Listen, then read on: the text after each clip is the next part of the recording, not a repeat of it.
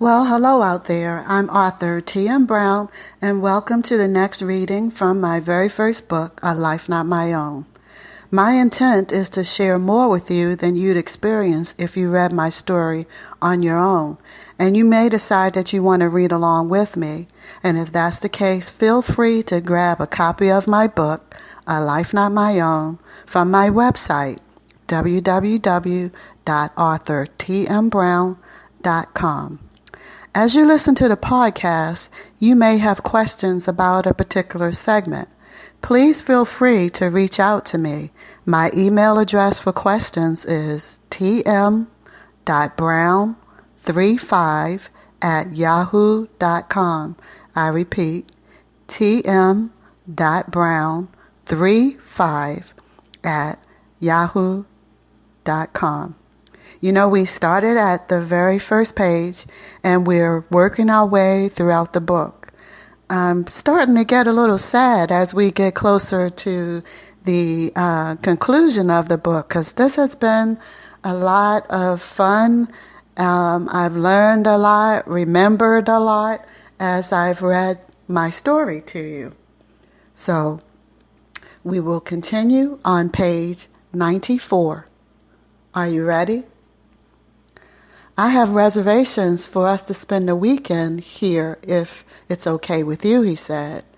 They have a great champagne brunch on Sunday morning, and we can walk downtown tonight if you like. We can do whatever you want, he said. Your plan sounds fine, but I didn't bring any clothes with me. That's okay.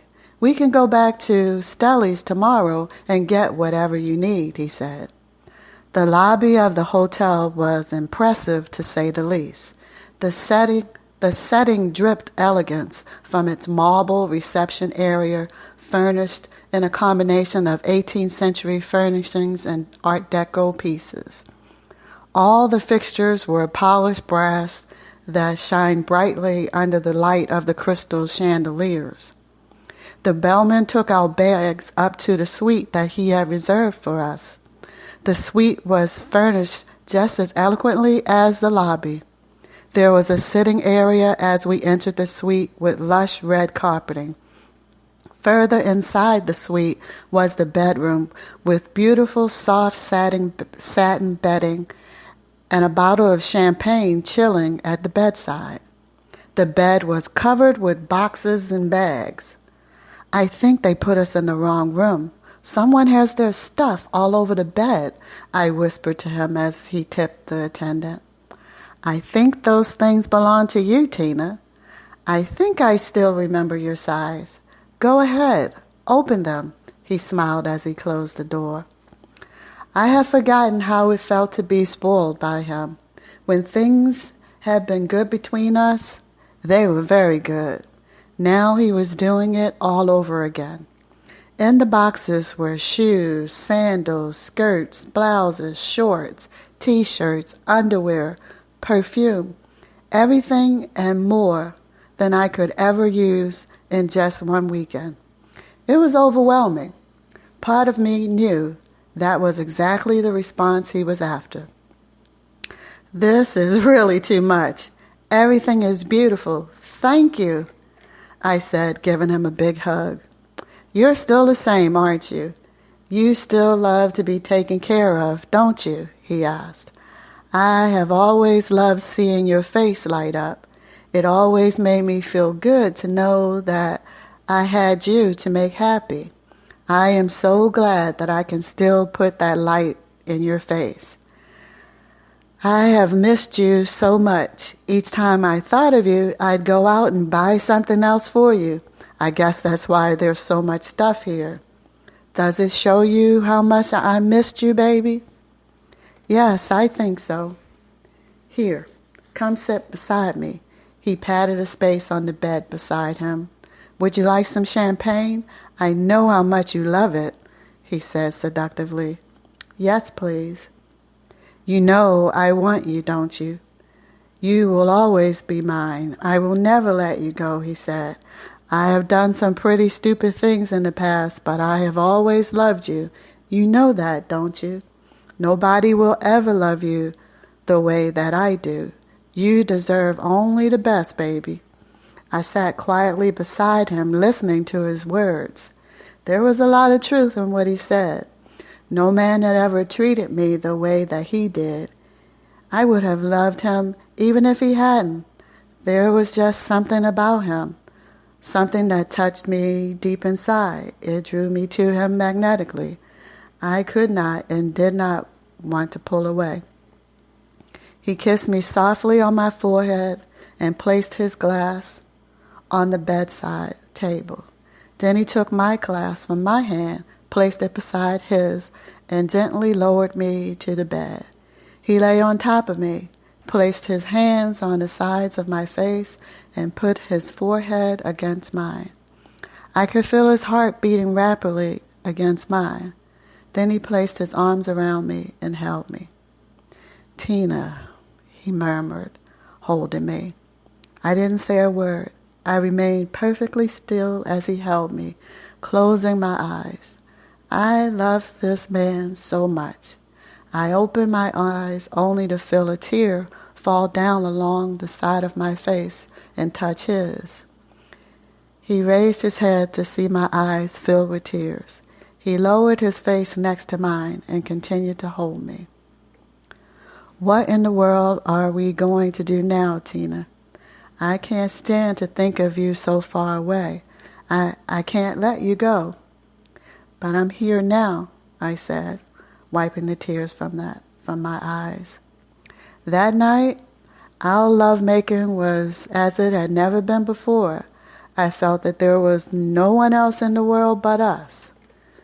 We both knew that this might be the very last time we would ever be together. What we were sharing that night had to last for eternity. It had to get us through all the days and nights that would come when we would not be able to reach out to each other. I gave myself completely to him and he to me.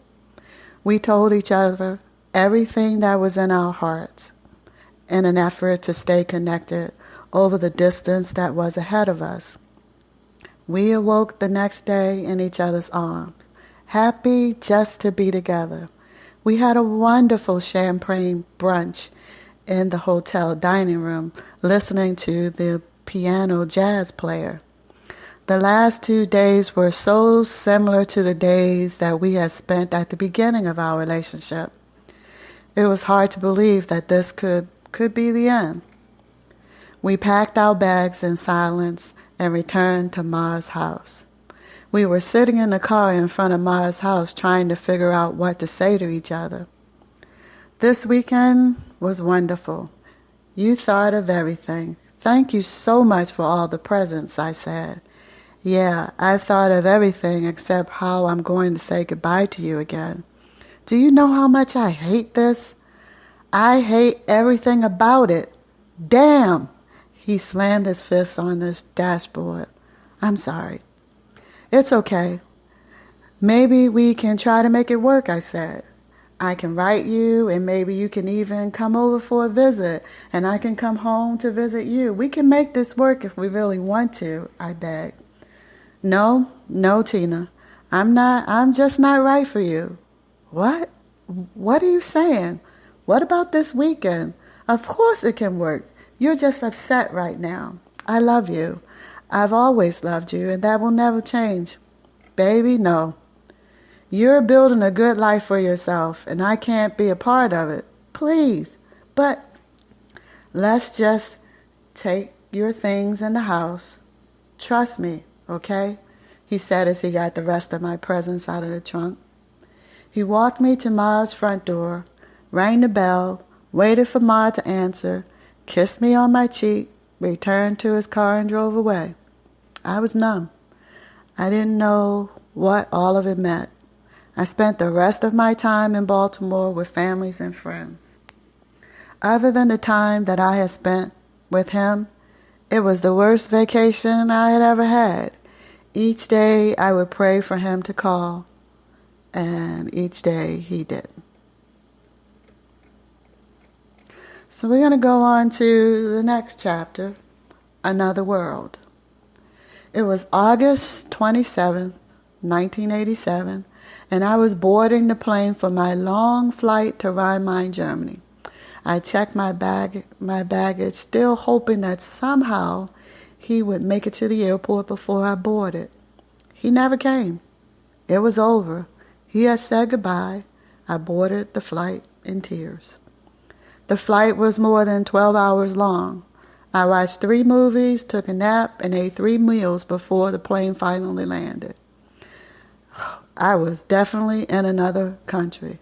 The people were dressed in the nicest clothes and greeted each other with a kiss on both cheeks and flowers. Some even had champagne. As I followed the line of people leaving the plane, I saw a soldier in uniform holding a sign indicating that all Army personnel should follow him. "Okay, listen up," he said. "Welcome to Rhein-Main, Germany. The air base is only a few minutes. Bus ride from here. On the base is 21st Replacement Battalion, where you will receive assignment to your permanent duty stations." When we arrived at the battalion, the supervisor from my permanent duty station was waiting for me. He helped me through all the in-processing paperwork, and before I knew it, we were on our way to 4th Transportation Command, 4th Transcom, located in the small town of Oberrussel, Germany, approximately 20 minutes from Frankfurt. Riding in the van to my new home for the next 3 years, it felt exciting. I had no idea what the future held for me, but still I felt lucky and blessed to be given such a wonderful gift. The opportunity to see with my own eyes the things that I had only been given glimpses of on TV was just amazing. Germany was beautiful. There were lots of mountains and rows of well-kept milky white homes with terracotta-colored shingle roofs. Everything just seemed so orderly. Within the city, there were people everywhere. Some of them carried fresh bread under their arms. Some pushed beautiful blonde-haired, blue-eyed children in huge baby carriages, while others sat at tables in front of cafes drinking huge steins of beer during the noon meal. My work on the base was similar to the work that I had done in the States. I seemed to have caught the attention of some of the male personnel there. There weren't a lot of single females, and I guess I was being checked out. I had no intention of becoming involved with anyone. When the opportunity presented itself for me to attend the basic NCO course, BNOC, in Bad Toast, Germany, I jumped at it. I needed this course in order to become a sergeant. I was determined to get that promotion, and I needed something to focus all my attention on. Things have been so crazy, readers. I had changed my whole life, and now I was beginning to see what those changes could do for me, and I just needed to focus on something other than him. And like I said, don't forget to read Just Between Us, Inspiring Stories by Women, and you'll hear a little more of the story. And one of the other reasons why I had to stay focused and get my head together to make a better life for myself. So the course was harder than any course I had taken in the Army. The biggest challenge for me was the land navigation portion. I passed all the written examinations, but struggled with the hands-on portion of land nav. We were taken off the Army base into the countryside and given maps of the area. On each map, there were 3 locations circled. We were required to find the marker at the location and write the letter of the markers on the map. We would have 3 chances to complete this portion of the test. The area covered on the map was huge. And let me tell you, there were cows and sheep and duck everywhere. Part of the area was impassable and required that we take alternate routes, walking for miles in order to find the marker. We were not allowed to help one another, and to ensure that we didn't, the school cadre hid in the trees and the bushes watching us. The first day we went to the course, it rained and snowed. My hands were numb. My face felt like it was frozen, and to keep my feet warm, I changed my socks twice. It didn't take me too long to realize that I was in trouble. I didn't know what the hell I was doing. I walked the entire course and only found 2 of the 3 required markers. I had failed in my first attempt at passing the land navigation course. Just thinking about having to return to the course again the next day made my stomach turn. It was so cold out there. My feet already had blisters on them from the first try. I was sure that I would fail again. I reviewed all the information that we had received in class, tried to figure out what I was doing wrong, and tried to mentally prepare myself for the next day. The next day, I received a new map with 3 new points and set out to find them. There's my point, I thought as I ran to the end of the road to look at the letter on the marker. Great, okay, 1 down and 2 more to go. My next point should be right over this hill in the tree line. Damn, there are 3 points here, all spread out along the tree line. Which one is mine? Okay, I chose the middle one. Now for the last marker. There it is. I had 1 hour to make it back to the control point van. I made it there in 30 minutes. I was so nervous. I wasn't sure about that second point. I handed my map to the soldier in the van. I don't know what's so tricky about that tree line. All you have to do is look at the legend and you'll see that there are roads on both sides of the tree line. There's no way it can be the middle one on this map. Damn, I had failed again. I can't do this, I thought. I had already failed twice. This last test would determine if I would graduate from BNOC or return to my unit of failure. My friends at the academy assured me that I could do it. That night, while almost everyone else prepared for graduation, my instructor paired me with an infantryman who reviewed everything that we had been over in class. Okay, this was my last chance. As I walked out of the quadrant with other soldiers who had failed on previous tries, my classmates screamed words of encouragement to me from their windows. I had to do it. There was no way in hell I was going to. I walked up to the van located at the beginning of the course and received my map. Okay, you can do this. You know it's your last chance, the instructor said. I took the map but didn't respond. I had to do this. I had to. I found my first location with no problem, but the second one was a fork in the road that had 3 markers. Oh shit. What if I was looking at the map in the wrong directions? Oh, please. God, please help me. I want this so badly. Just help me out here, please. I studied my map and chose one of the markers. I was positive about the third marker that was only about 30 feet from the second marker. I began walking towards the van, praying all the way. I had only been on the course for one of the allotted 3 hours. Are you sure you don't want to check this before you turn it in? It's your last chance, you know. I'm sure, Sergeant, I said, holding my breath.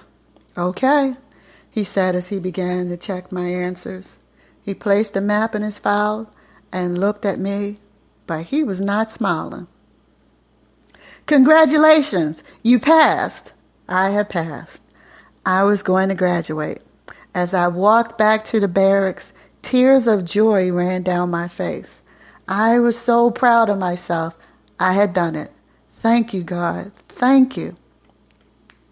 As I turned the corner to the inner portion of the quadrant, my roommates were hanging from the windows and questioning me with a thumbs up sign. I responded by lifting my thumb in the air and waving it over my head as heads began popping out of windows, cheering my success. "Girl, you had us all scared to death," one of my roommates said as I entered the room. "I'm sorry," I smiled. "Hey, I'm going to graduate." So I think we can end it right there today, you guys. I hope that you have enjoyed this episode. It's a little lighter than some of the topics that I've been sharing with you guys lately. And I look forward to sharing the next episode. Take care. Until next time.